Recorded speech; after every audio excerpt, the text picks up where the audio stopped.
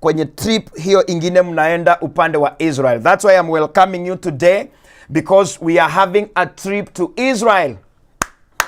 Piga makofi. Piga makofi. Karibu sana wherever you are. Kama unaniwatch kule upande wa Facebook, well, if you will watch me later in YouTube, nitakueleza zaidi what happened here. Ndio kabisa tuweze kuelewana. Niko na Sophie ambaye alitupeleka Israel. She's actually right here with me. Hii safari yote uliona hapa nikikuonyesha because I tried to do a lot of videos everywhere we went. Sasa hapo ilikuwa ni the tomb of Jesus Christ, mahali alizikwa na mahali aliwekwa na akavuka na akaenda mbinguni. So many people walitaka sana haya maneno, and I said what, when we come back to the US we are organizing a mega trip to the Holy Land. Well, tutaanza pande ya Egypt, tuende all the way mpaka huko Israel, because mimi niliona hii trip it's worth it. In lifetime, kama Waislamu wanaendanga Mecca, for us here as Christians, it's also good to go to Israel. And since I have Sophie here, ningetaka tu kae pale ndio tuweze kuongea. Kama uko na swali, you can ask me. If you want to join us in November, you can join us. If you are here in the US, unataka huwezi enda nyumbani, lakini you can pay for your brother, you can pay for your pastor, you can actually pay for your son or daughter. This is what you have been asking. This is what you have been asking me. Munaenda lini? Watu wa Kenya wengi wananiuliza munaenda lini? Well, niko hapa just to let you know. Na leo nitaongea lugha ya taifa, nitachanganya Kizungu na Kiswahili ndio at least kila mtu aelewe. Kama uko upande wa huko Kisumu, ama uko upande wa Meru na ungetaka kutujoin, ama uko upande wa UK, Sweden, Switzerland, yani hii event itakuwa ya watu wa diaspora from different places kusonga kule upande wa Israel, and it is possible. And because mimi kuna mahali unahitaji visa ya kwenda Israel, wengine wanahitaji visa ya kwenda Egypt. Sasa Sophie ndiye master wa hii mambo yote. Anakaa chini, anatengeneza this thing ya anatengeneza hii mambo, visa unapewa ndio tukutane upande wa Israel. So kaa pale nikutane, nilete Sophie because she's right here, ndio aniambie hii safari itakuwa namna gani na unahitaji nini ndio utujoin in November. From now mpaka November sio miezi mingi, we are actually in June, so we have 5 months ya kwenda huko Israel. So if you're interested, my friend, don't touch that dial, stay there, ndio nilete Sophie hapa atueleze zaidi what you need.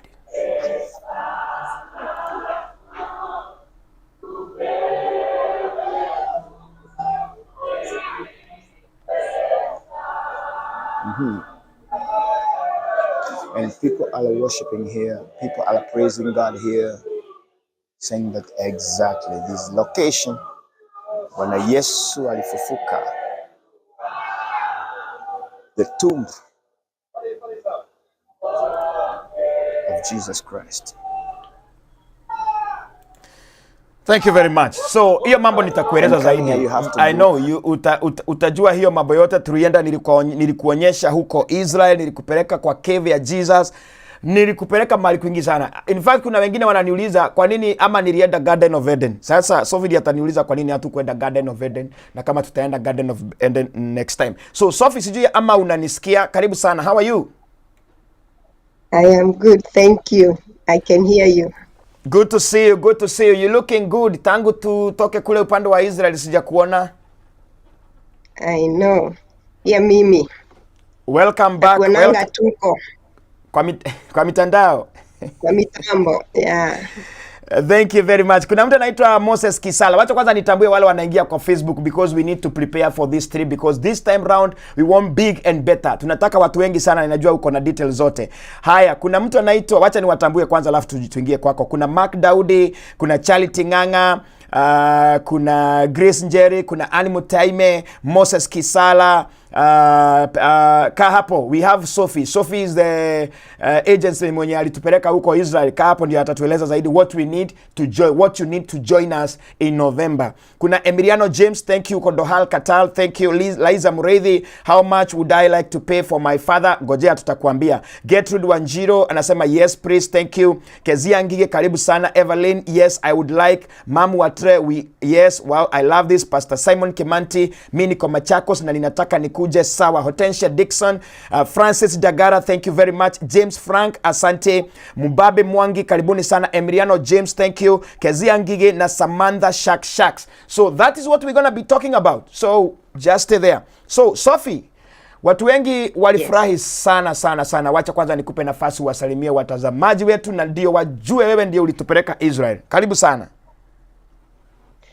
Aya, turaria riko umuthi. Tutaongea hiyo lugha ya Kiswahili na Kizungu, tutachanganya zote. Tutikwaria Gikuyu umuthi.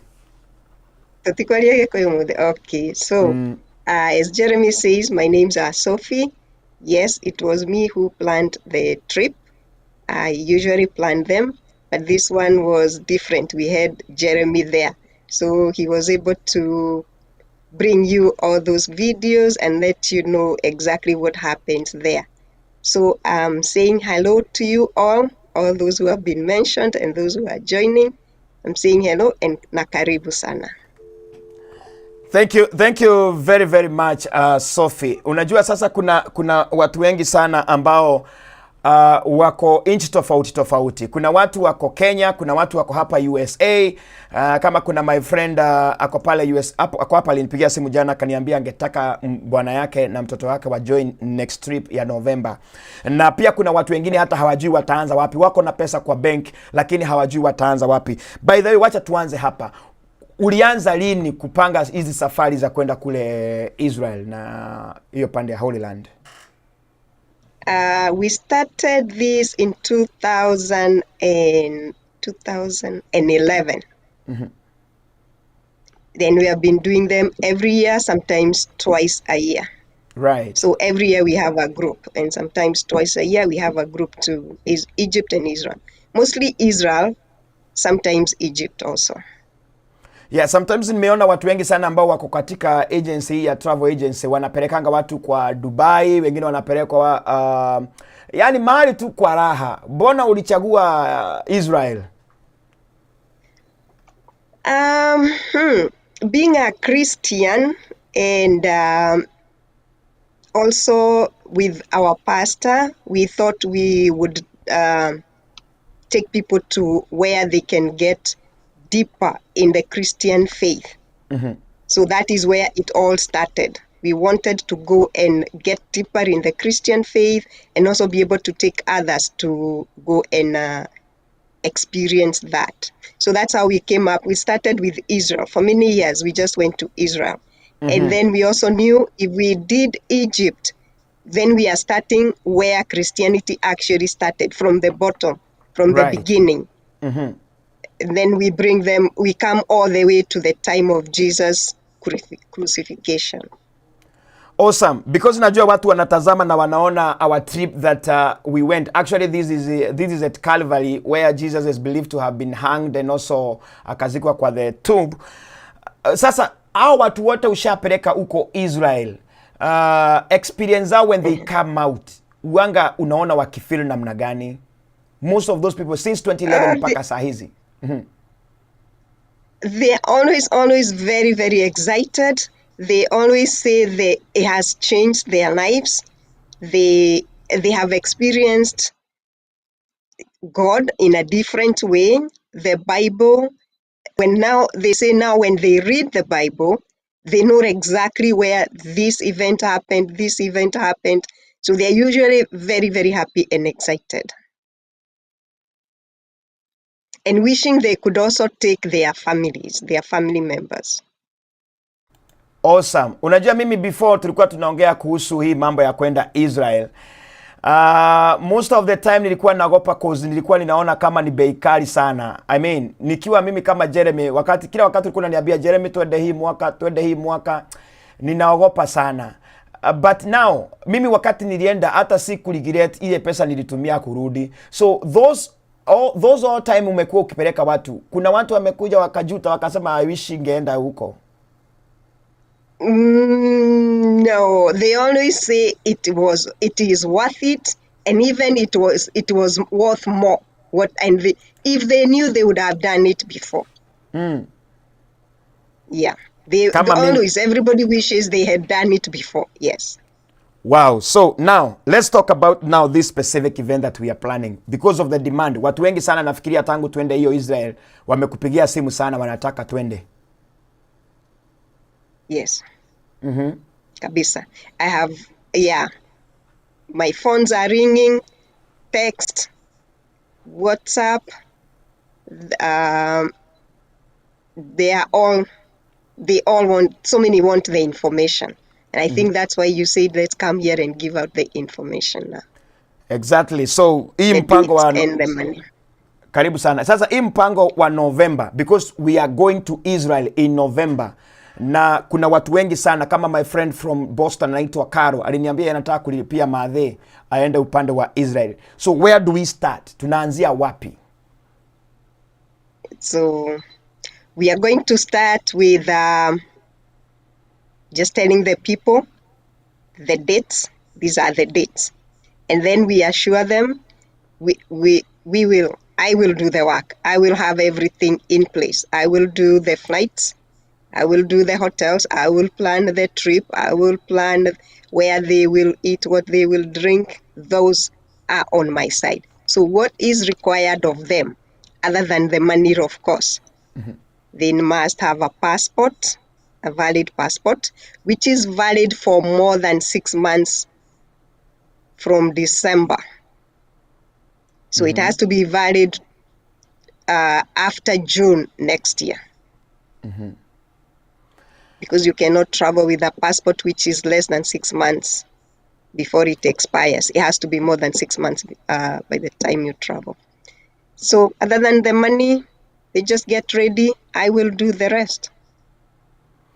So ni kumaanisha kama mtu saizi tuseme ako Kenya, tuseme sana, because most of the people who are in diaspora probably most of them have the passport. Sasa isipokuwa hiyo time ya kusema passport yako lazima ikue valid 6 months, ikue bado iko na wakati wa kutumia 6 months before it expire. So now huyu mtu ako Kenya, kama saizi tunasema tunaenda November na hana passport, so huyo ako out already, ama anaweza process passport yake itakuwa valid kama atakuwa ameipata. Yes, if they can get the passport by the end of August, they will be in. Yes. Awesome. So unajua requirement za hii mambo. So umesema wewe mtu mkisikizana alipe, wewe unahitaji tu passport ya mtu akupe passport. Sasa kule atatoa visa ni wewe. Hiyo ni sisi tunamwambia. Zingine kama wanatakiwa waapie, we prepare the whole package for them and make the appointment, so they will just appear if they are required to appear. If they are not required to appear, we do the visas, we do everything. Wow. So they will just give us the passport. Okay, so he trip ya November, how many days are we going? Now, where are those places that we're going to be visiting this time around? So, because right now they liked what you showed them, I would say we do the same thing we did. We start with Egypt for 3 days, and then we close over to Israel for 6 days. So the whole trip is going to be like 11 days from beginning to the end. So the cost is going to cover your ticket if it's from Kenya, if it's from the US. We have some cities which are covered, and your accommodation, good hotels, and then the tours, all the days we will be touring, that is going to be covered. So to start with Egypt, the main one, the one I have seen people have loved, is Mount Sinai and the burning bush. But of course also we will go see the pyramids and see the city of Cairo, some of the churches and some of their museums. And then we cross over to Israel, and the fun begins. You start with where Christ was raised, all the way Nazareth, where he started the preaching, Sea of Galilee, where he walked on water, come to Capernaum, it's called the town of Jesus. He did his ministry there. Come to the Jordan, get baptized. We always see people get baptized. And there, if I can use Jordan, depending on somebody's faith, we have gone with people sick, and they, with their faith, they say, I'm going to get in the Jordan and I'm going to come out healed. And they go there and they come out healed, never to be sick again, ever. It's an amazing thing. It's an amazing place to be. We saw a couple, or some couples, renew their vows. That's another awesome site to go to. Then you come to Bethlehem, where he was born. Then you come to Jerusalem, like just where you are showing the people right now what you are showing. That's the Garden Tomb. That's one of the sites where you go to see where they say he was crucified and laid to rest. And then we also go to Calgary, and also we go to the tomb of David. The places are many. The Wailing Wall. We can't even mention all of them. Awesome. So at least naona watu wanaelewa. Kuna wengine sana walikuwa wanasema ati walikuwa nafikiria Israel iko mbinguni. Kuna mtu anaitwa Joshua Magodu hapa ananiambia ati tafuta Mungu kwa Biblia, Israel has nothing to do with Christianity. Unajua kunaga hao watu wako na mawazo inakibiaga kualiko. Unajua sasa mtu ako hapo tu but anafikiria zaidi kuliko yeye mwenyewe mahali yako. Anasema ati tuachane na Israeli, ati Waisraeli walikataa Yesu. Yes, the Bible talks about it. So it's a good experience when you go to the same people who we are told that they rejected Jesus. So hiyo ni shauri yako Bwana Magodu. Now let's come back to you Sophia, because mimi nilienda. Unajua mimi hata in my life sijawahi ever think ati nitawahi fika Israel. By the way, hata nilikuwa najaribu kufikia Israel iko wapi nashindwa, because the countries zenye ziko Middle East zikitajwa Israel haitajangwi sana. Natajua Iraq, Saudi Arabia, Iran. Israel haitajwi sana. Inatajwa wakati kumetokea vita. Unaulizwa ama askari wa Israel wameitwa. And I was happy to be there personally. Nikaona security yao, nikaona jinsi wanalima and the country itself. So now kuna wale watu ambao wanashindwa sasa. Ni pesa ngapi kwenda hii trip ya Israel? Na hapo ninaona watu wengi wananiuliza, hebu tuambie ni pesa ngapi? Tuambie ni pesa ngapi?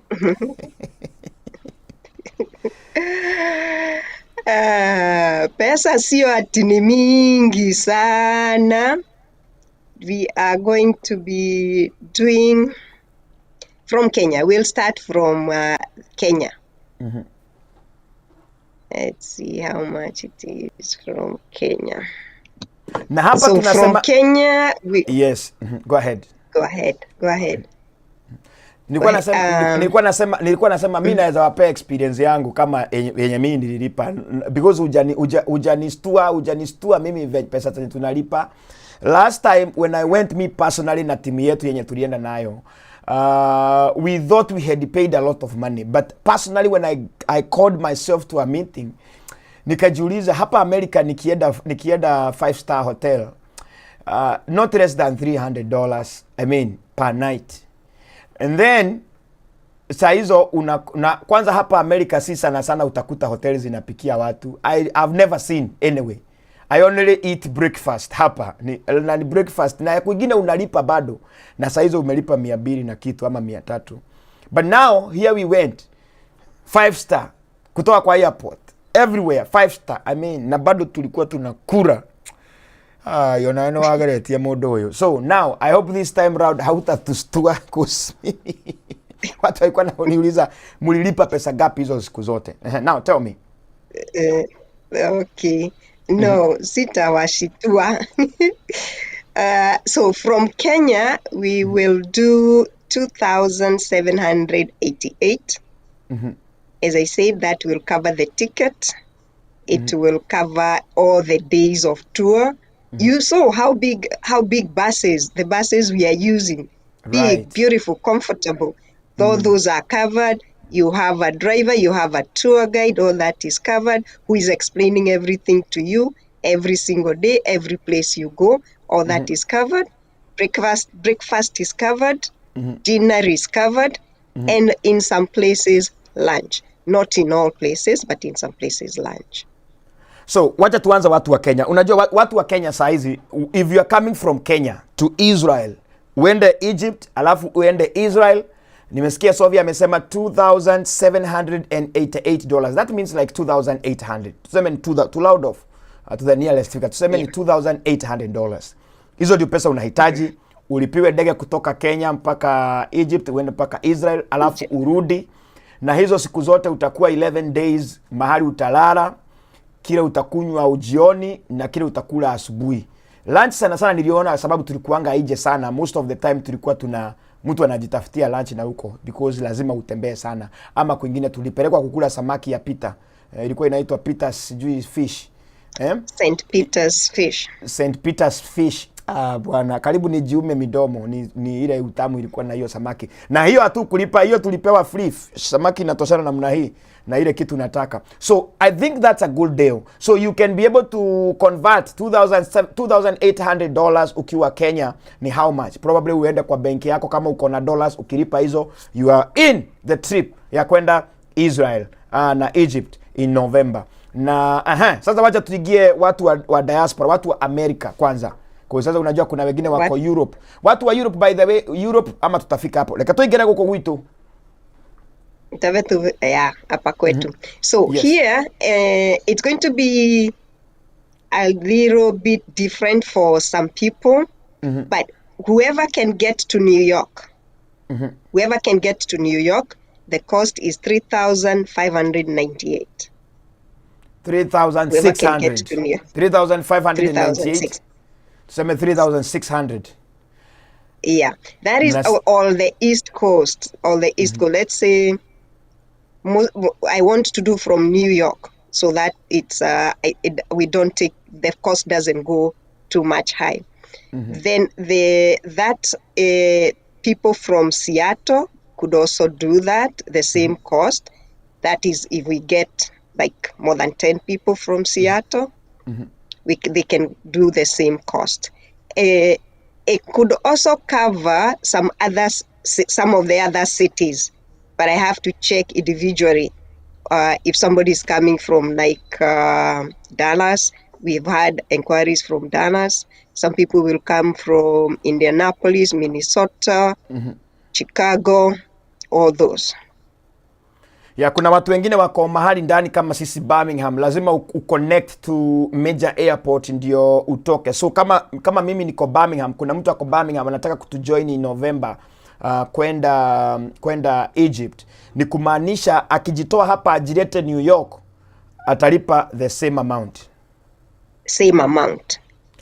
Lakini akitaka umtolee hapa sasa itabidi mkae chini ndio uangalie hiyo ticket ya kutoka hapa mpaka New York ama kutoka hapa to Atlanta to Israel. Yes. You see, like you didn't come with a group. You just came from at Birmingham, Atlanta, and then to the Egypt. Other. Then you met in Egypt. Yes. So that could be, mostly it might be covered. But if it's a little bit more, depending on where you are coming from, I want people prepared. They don't say, "Oh, we were not told." Oh, sawa. I just want them to be prepared. In case I say, "Oh, where you are coming from, it's a little bit more," but mostly I believe it might cover. But it's good to be prepared. Thank you very much. Sami Mwita na kuona, asante sana. Kezia Ngige, thank you. Mary Karish, asante sana. Annie Ngoro unasema I'm interested. Liz Muri, thank you very, very, very much. Nyinyi wote ambao mnaniambia mko interested, nashukuru sana because tunaenda November na nimekuletea Sophie hapa, amekueleza everything. If you from Kenya, you pay 2,800. That is your ticket. Visa inclusive, right? Visa inclusive, yes. Visa inclusive, visa ya Egypt na visa ya Israel. zote ziko hapo. Tukutane 10 days, utalipiwa kahawa, transport, yani hakuna pesa utaitishwa zingine. Hizo zingine utatumia ni zako kununua mavitu zako zenye unapenda, ama ukitaka kukula lunch ama chochote chenye unataka. That's a good deal. So watu wa US wenye tuko hapa, if you live from New York, kama kina Gladys Maina wako New York, ni $3,600, all your 11 days covered. Also your ticket is covered and everything. Na wale ambao hawahitaji visa, I think, do people who are United States citizens, do they need any visa? Only to Egypt, which we can get on arrival, and or get it online. It's $25. Okay. But Israel, you don't need any visa if you have a US passport or a Canadian passport. Okay.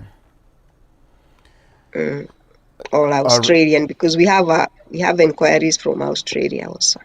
So now watu wa US najua mmeelewa hapo, na nyewe mreje mno, ni mwinyi wengi sana mmeniuliza hii maneno. Thank you very much Rachel Ray. Asante sana. Rosaridi Jogo anasema I did not get to hear the cost per person please. That's what we are talking about. Na nimesema from Kenya, if you are coming from Kenya, you pay 2,800, everything inclusive. 10 days, 11 days, your flight ticket, accommodation, transportation,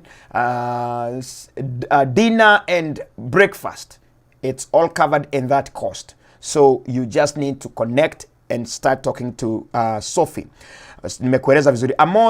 Amo Ngash, but sometimes they may cancel the visa when you reach here in airport. What will you say about it? Kwe modoroli ate kule modo kajagiro visa akinya kou. I don't know about that. I have not had such an experience, so I don't know. If you are given a visa, that's it. If they are not giving you, we know in advance. Haya, asante sana Amongash. Najua umeelewa hiyo. So there is nothing much to worry about it because everything we are doing here is genuine. Hakuna mtu tunapeleka Israel akajificha huko. Hakuna mtu tunapeleka Egypt akajificha hapo. We are going for a tour. Go see all those sites then come back. Haya, wacha niangalie watu wengine hapa ambao wanauliza maswali. Ndio at least kama kuna mtu akona swali. Thank you Joki Waka mwana, asante sana, unasema uko ndani. John Mashua, thank you very much. I'm interested, want to be there in November. Hannah Kagarins from Germany, thank you. Gladys Maina, thank you. Margaret Njeri, asante sana nyi wote na waona hapa. So now watu wa UK, watu wa France, watu wa Sweden, watu wa Switzerland, plani yao iko vipi? So for them, it is. I have that. I'm just going to give a general one. I think it should cover the whole of Europe. And that is $23.98 for them. Oh, kwani wanalipa pesa kidogo aje? They are very near. $23.98. Wajameni. Yeah. Hey. Na sasa na mtu akikwambia mkutane Egypt, kutaendaje? Ajishughulishe mkutane Egypt na wale wako Egypt pia. That one I didn't do. Just the tour itself. Yeah, just the tour itself. Labda mtu atakuuliza yeye mwenyewe. But sasa kama mtu hataki hizo stress zote, asikuje ndege yake imumiss ama tupoteanwe huko kwa process. If you are in Europe, you said 2,000? $2,398. That is $2,398. So mkiconvert na pesa yenu, inaweza kuwa euro iko juu kidogo, inaweza kuwa ni pesa kidogo sana kwenu. Au nega we nino dhamire ko inaweza hamia huko. So what are the dates? What are the exact dates that you are planning this event? So we are looking at November 22nd. November 22nd. There are some people who might have to leave on November 21 because of how far they are. Because what I want to do, or what I usually do, is plan in such a way that we all meet at Cairo airport about the same time, regardless of where you are coming from, so that we can do immigrations, everything together, if it's possible. So there are some people who are far, and I talk about the West Coast. Then they can maybe leave on the 21st, but most of the people will leave on the 22nd. We get there 23rd. November. And then we all depart on the 1st of December to get to our destinations on the 2nd. Thank you. Kuna mtu anaitwa Christopher Kimani ananiambia nikwambia asante sana. Jane Kamau, thank you. What about Berlin, Germany? Tumewapatia. Kama uko upande wa Europe, your cost ni $2,400. You pay that. Everything is catered for. Your air ticket at 11 days tour in Egypt and Israel. Everything just like the way uliona mimi nikifurahia kupelekwa hizo zote, ile tulienda Dead Sea. I mean hizo vitu zote ziko hapo kwa hiyo pesa yako. Karonzo Samuel anauliza how much. Nimesema tena, tumesema kama uko Kenya ni $2,800, kama uko USA $3,600, kama uko Europe tumesema ni $2,400. Haya, thank you Hannah Wanjiru from Saudi. Asante Jeremy, utanichukua hapo Maka, Saudi Arabia. Haya, tutaangalia hiyo maneno, haina shida.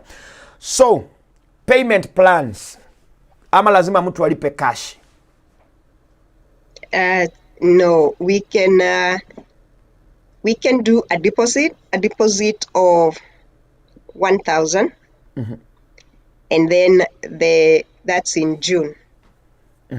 Then everybody has to be finished by 31st August, so that we can start with the other plans of visas, to make sure everybody gets their visas on time. Awesome. So that is like June, July, August, 3 months. Okay. So nikumaanisha kama kuna mtu hapa anataka kuenda kwa hiyo trip, si lazima ukuwe na the whole amount. Pana. Unaweza ile kubook ndio tujue uko serious. Unajua kuna watu wengine wanacheza tu hapa, mtu anapiga simu tu, anakuambia niwekee kiti, alafu by the time tunafika tena anakuambia ati nimeshikwa na tumaondo. Hiyo tumaondo yako itatuletea shida. So it means if you are joining us in November trip to Israel, right now you can book. Ile inaitagwa ni kama kubook your seat. Book your seat. Uweke deposit ya $1,000, right? Yes. Ndio tujue uko serious. Yeah.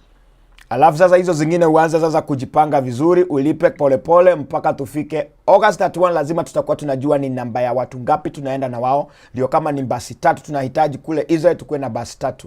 Kama ni mkahawa tunachukua wote, tuchukue mkahawa mzima wote, right? Yes. Awesome. That is good. Kuna mtu najaribu kuelezea vizuri polepole, sababu hata nikielezea hivi kuna mtu bado atauliza swali na hatuchoki. That's why I brought you here. Kuna mtu aliniuliza watoto. How old? 12 years, kuna 12 years, I mean, kuna watoto from 12 years. Alikuwa anaulizia mtoto wake, alikuwa anataka bwana yake aende na mtoto wake wa 12 years. Sijui sasa wewe age limit kunayo, mtu anaweza kuja na mtoto wa miaka ngapi? Kuna prices ni the same ama namna gani? Okay. The 12 years is okay. As you saw, there is a lot of walking. Yes. So younger than 12, that might be very strenuous to them, but 12 is okay. And there is a child fair. I didn't know there was a child, but I can always work with them for the child fair. Awesome. And so kama 12 we do not recommend. Yeah, mtu atachoka sana. Kama ile mlima tulipanda pale upande wa Sinai, mlima wa Sinai, na kila mtu anataka kupanda. Kila mtu anataka kuwa kule juu. Hata wewe niliona ulingangana sana mpaka ukakuja kule juu. So uwezi hataka kuachwa nyuma wengine wakipanda. So kama uko na mtoto utachoka wewe mwenyewe na pia utachoshwa na mtoto. So it depends ni mtoto kiasi size gani, age gani. Kama ni 12 years plus probably na anakubali kutembea, itakuwa fun kwake. Well, okay. That's okay. Haya, Martin Mashari anasema ni pesa ngapi Jeremy? Nimekuja saa hii nikasikia ni November. Nimesema kama uko Kenya ni $2,800 for 11 days tour, ticket inclusive, boarding inclusive, everything inclusive. Thank you very much. Thank you Kamau Mary. Asante sana. Hannah Wanjiru, asante sana. I just came, what date? Anaitwa Lilian Duta Raina. Tuiga toka yuma huko November 22. Right? Tumesema tutatoka November 22. November 22nd. Yes. Kuna wengine watatoka November 21. Huyo najua ako Europe, na tumesema Europe pesa yenu ni kidogo sana. Muna charge $2,400 kusonga kule. So that's it. Na tunaenda November 22nd mpaka lini? December 1. Get home December 2nd. mpaka December 1. So ni kumaanisha Thanksgiving tutakuwa Israel. Yes, we are going to be giving thanks in Israel. Hiyo itakuwa tamu namna gani? Na mimi siachwi. Nasonga tena. Unajua kuna watu walisema nilijibatiza. This time round I'm hoping tutakuwa na pastor wa kubatiza watu. Sitaki hiyo mchezo tena ya kujibatiza. Yes, we will have a pastor. Yeah, nilijibatiza mimi mwenyewe. Sasa we need someone to baptize us, mwenye tunajua imani yake ndio atuweke kule kwa mto ya Jordan. Na by the way, unajua tukiendelea kuzinagojea maswali bado ifike, kuna watu walikuwa wanauliza hii Jordan tulikuwa wanafikia Jordan ni mto kubwa sana. Hebu waelezee hapo tulikuwa ni nini, cause mimi najua umeenda mara mingi sana hapo. I don't know whether you are able to take we went to two sites. Yes. There is where you were baptizing, and there was another one we went, I think, on the last day. Mm-hmm. The Jordan is not that big, and over the years, it becomes smaller, it shrinks. But it's not such a big river, not like the Nile. You remember the Nile, we had to do boats. Yeah. The Jordan is not that big. Yeah. But powerful. It was. Mimi nilisikia hapo. Unajua nilikuwa nimesema hata unajua Yesu niliona kama aliingia mara moja. So mimi niliingia mara ya kwanza nikasikia sijasikia kitu. Nikaingia mara ya pili. Lakini sasa washira kutoka Seattle waliniambia niliacha mkono yangu ije. So that's why I will repeat the baptism again. We will have a pastor to do that for you. Asante sana.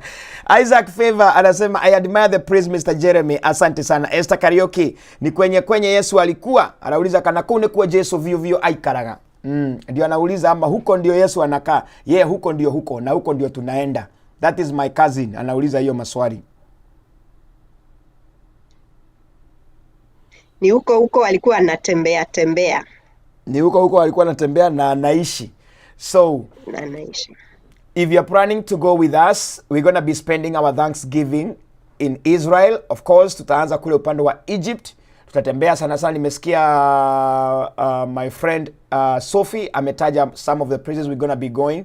Tutaenda Mount Sinai, tutaenda huko upande wa pyramids, na tutatembea Egypt hizo siku 3, then hizo siku zingine tutatumia upande wa Israel. And of course, it is a distance.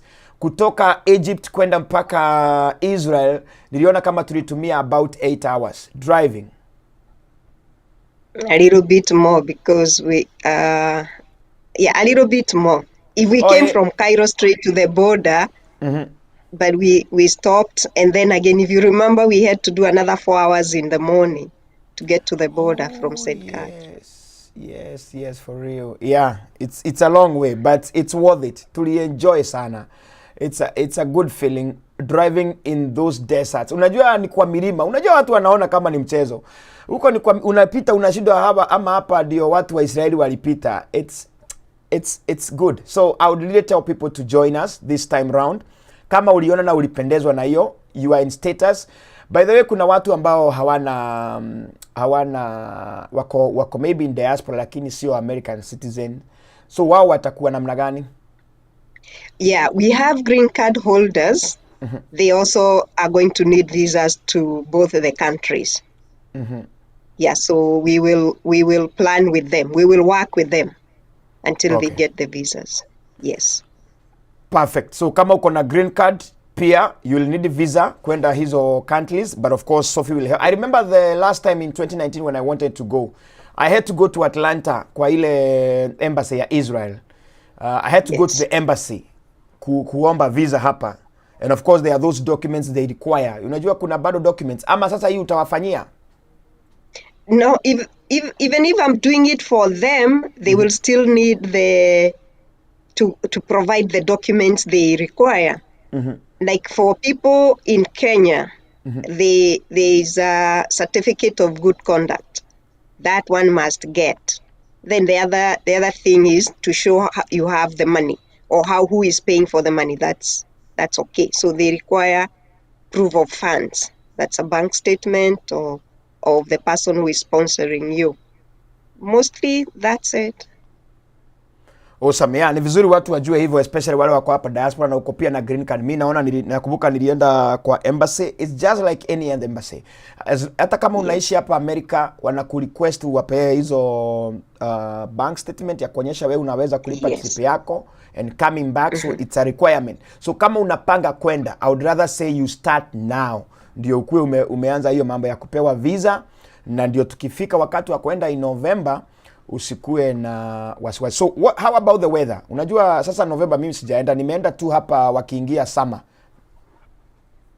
So November, it's the same season kind of. They will be coming out of the summer. We went when they were going into the summer. Now they will be coming out of the summer. It's like fall. Okay. The weather is like Kenya, nice and warm, just like it was. Yes. Haya, May and November are the same season. So do you have kitu kama website where people need to go and book, or what is the process? The process we can do the same way they have been doing. They have been texting and we are in touch. Also, I'll give you the website and also methods of making the payment. It's easier when we give them alternatives of how they can pay. Okay. The website it's very simple. It's just sgtravel.org. You can go in there, sgtravel.org. You can go in there and book a tour. Click on the book a tour. You will be able to send me your information, where you are coming from, and you will be able, you will be able to give me that information. Then I will be in touch, and give me your email, because I'll be requiring everybody to send me a copy of their passport so that I check and see if there is anybody who needs to renew their passport quickly. I know I said it needs to be valid for more than 6 months by the time you are coming back. Yet I would want to see, so that if somebody needs to renew, they can quickly go and do that. And then the forms of payment, we can, if you're in the US, we have Zelle, very simple. It's that same number, which is showing there. We have Cash App, the same number, which is there, 774-262-4407. Those are 2 ways. There are people who still feel they would want to do a check.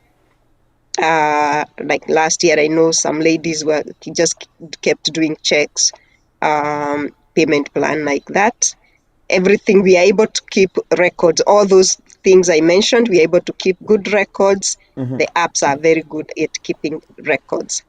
And if you are outside the country, I think your best bet will be the website. You can pay on the website.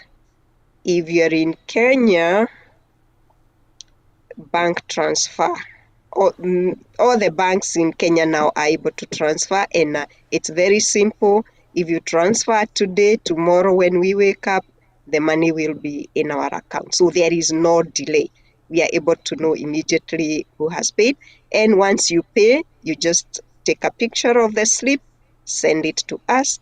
And every time you are making a payment, please put the name of the person you are paying for.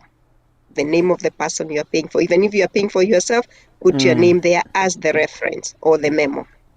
Thank you very much. Thank you Pastor Simon Kimanthi, asante sana. So now Elizabeth Kariuki anauliza, kuna watu hapa diaspora ama ni UK ama ni wapi wanataka labda kulipia wazazi wao. So what age would you recommend? Ni mama mzee wa kiasi gani ama mzazi wa kiasi gani anaweza tembea katika hizi safari? Because labda kuna mtu anaweza lipia mzazi wake na ni mzee sana, ashindwe kutembea hizi places zote. Okay, yeah, that's a good question. We had our mom this last trip. She Yeah. said she's what, 79 or something. I don't remember. Yeah. She said she's 70 what. Huyu mama Uh, anachukua yo, nini the tomb of Jesus huyu. Ndiye alikuwa the oldest yeah, hapo kwa hiyo trip yetu. Aha. Anaitwa Wanjoguna. yeah, over 70. Yeah, over 70. So anybody can do it. I remember the last time before COVID, we went there. We had a 92-year-old man. Wow. 92. He didn't want to be left behind, so he went. Okay, of course, like same as Mama, she may not be able. The person may not be able to climb Mount Sinai, Yeah. but they will be able to be at the bottom, do and see the burning bush. The burning bush. Those are all places they can reach. So Right. most of the places they will be able to reach, there is no issue at all. Other than Mount Sinai, every other place they will be able to go. Elizabeth Muriongi, kuna swali ulikuwa umeniuliza, kindly request ask that question again because sioni. Niandikie tena tafadhali ndio niweze kuuliza SG kabla tujamwachilia. Mamu wa Tre unasema Joshua okay, thank you very much. Lilian Nene, asante sana. Anasema watajipanga, thank you very very much. So kama umeniuliza swali na sijaiona, kindly niandikie tena ndio niweze kuuliza Sophie. And of course tumesema as long your mom or dad akona uwezo wa kutembea, tukifika kwa Mount Sinai, wengine wakibaki chini si lazima apande huko, na kama atapanda bado tuko na option ya ngamia kama hana uoga kama mimi. Jameni, mimi niliogopa sana anaweza panda kwa gamia na apandishwe kwa mlima juu alafu ashuke, lakini shida ni hizo gamia hazibebi watu wa kushuka chini ya mlima. Hiyo ndio niliona nini, hata hawakuchaji kushuka kutoka kwa mlima na gamia, koze hata huwezi kubali kukaa hapo. Raeli Muchandi kwa upande wa Seattle, thank you my friend. Tumesema bei kama uko USA kwenda huko, especially watu wa Seattle, tumesema ni $3,600. 11 days tour, umelipua ticket, mahali utakaa, kile utakula those 11 days, breakfast and dinner ziko hapo. Thank you. Graciela Karioki anasema wenye wanataka kwenda wakapande the Sycamore tree lakini hawana pesa, wanakaa pande gani? Wacha zako. Graciela Karioki anakuanga huko upande wa UK. Aenda tugothie moto wa Zakayo. Yeah, we saw that. We were there. I even saw you cover it. Yes, I was there. That was fun, the way you covered it. It was good. It was great to see it. Kama ati hiyo mti ndio Zakayo alipanda. It was very interesting. So, I mean, if you're ready to go, you're ready to pay for your mom and dad, I mean, that's the best way to do it. This is the best season to do it. This trip we are going November 21st all the way to December 1st. Tutakuwa huko. Wena kidogo ya kuongelea. Uko na kitu kingine ya kuongeza kabla sijakuachilia? No, I just want to tell people, watch those videos and see and come and experience. It's an awesome trip, and it's worth the money. That I can say, it's worth the money. Nobody has ever said, oh, it was expensive. They always wonder, how come we only paid this much? That's how good it is. It's a lifetime experience. Wow. So if you wanna join us, you can contact Sophie. Na nimesema namba yako hapo tena. Ebu arudilie hiyo namba tena. Oh, the number is 774-262-4407. Exactly. So if you wanna be among us during this trip, talk to Sophie. Ama ukiniuliza swali mimi nitakufuadia namba ya Sophie. Just supplies your mom, well, supplies your hubby, supplies your brother. Wacha wasonge, wakaone what we saw. Because for me, my life will never be the same again. Na huyo ndio Sophie ambaye alitupeleka Israel. And I mean, I'm telling you guys, even today, kukihubiriwa, mambo ya Joseph ikitajwa, the 12 tribes of Israel wakitajwa, let me tell you my friend, mimi maisha yangu ninaona kabisa kama ninaisoma Biblia life. So it's a good experience. You cannot want to miss this time round. That is all I'll tell you guys. Just join us and you will never ever regret. Ama namna gani, Sophie? Yes, they definitely they will not. And also, whoever is able to send their parents, what a gift. I take parents, but the way they pray for their children when they are there, they are amazed. And what can I say? I mean, you see a mother just praying for the daughter or the son who paid for them, and you know the mom's life have been changed, and that child also, the son, the daughter's life have also been changed by the prayers those moms or dads pray there. So if you can send your parent, it's worth it. Awesome. So sijui sasa ama kuna swali lingine mtu ataniuliza, akiniuliza sasa nitakwambia, but for me I've actually done my part trying to show you exactly what happened there when we went there.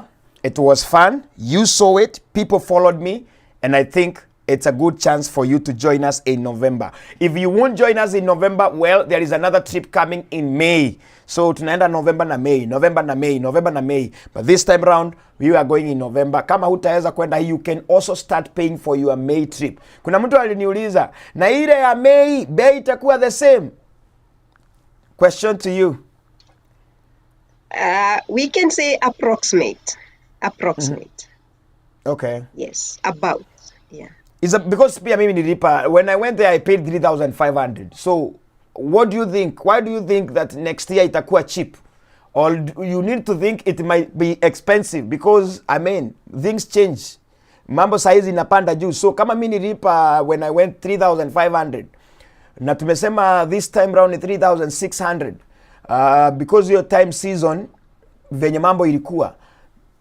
What do you think? Why do you think in next year May itakuwa bei chini ama itakuwa juu? So it's good to take chances. If you want to book now, just call, book for May as well.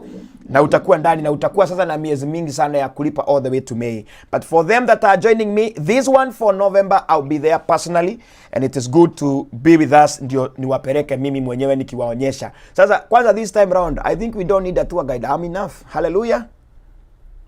Amen.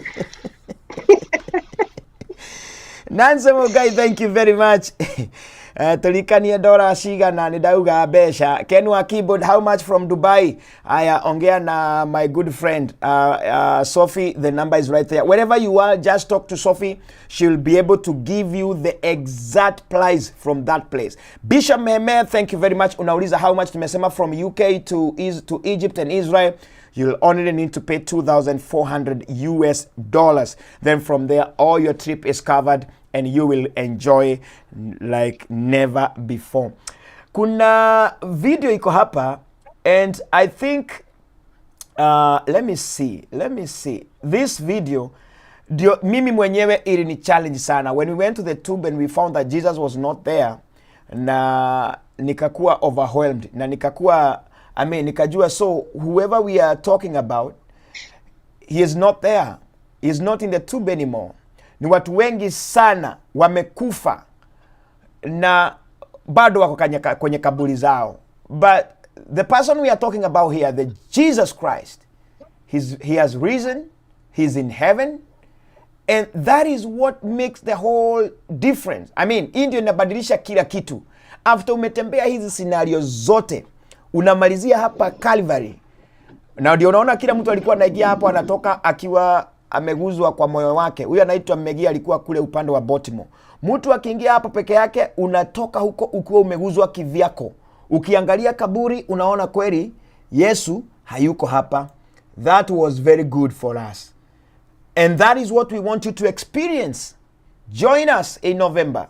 Lipia mzazi wako. Kama ni Valentine, kama mko honeymoon, mnataka kwenda, this would be the best place for your honeymoon. Reason being, mikawa mnalala mzuri, utakuwa sasa badala ya kuogelea kwa swimming pool ya kawaida, utaogelea kwa ile sea ya Galili yenye Yesu alimultiply samaki. That is very good. It will make you enjoy everything. Otherwise, thank you very much, Sophie. Nimeshukuru sana, Mungu akubariki sana, Sophie. And of course, I'll keep telling my people until we get to that time ya kwenda upande wa Israel. Asante sana. Thank you, Jeremy. Thank you so much. Exactly. God bless you. Asante. So kama unataka piga hiyo namba ama WhatsApp her, and of course. Na watu wanasema wanakuandikia hujibu. WhatsApp. I will do that. I was getting ready. Hey. I was getting the figures ready. Now I have the figures. I am able to just give them out now. Okay. We were working on the dates and all that. Yeah. Okay. So right now, because tunapanga hii mambo, it's always good to start talking to Sophie. She's ready for this. Yeye na timu yake hakuange peke yake. She has a big team ambao hata kama hutampata yeye, somebody else will help you in this, and definitely we will meet there in Egypt. Mimi tutakutana na wewe Egypt, and of course tutaenjoy pamoja. Thank you, Sophie. God bless you. Nashukuru sana. Thank you. Is that Jesus was Thank laid. you. And we thank God for bringing us here. Thank you, Jesus. We bless your name. Thank you that you are no longer here. You are alive. Thank you, Jesus. So, because we have many people, the tomb is empty. Yes. The stone is not there. The tomb is empty. Jesus has risen. Yes, we are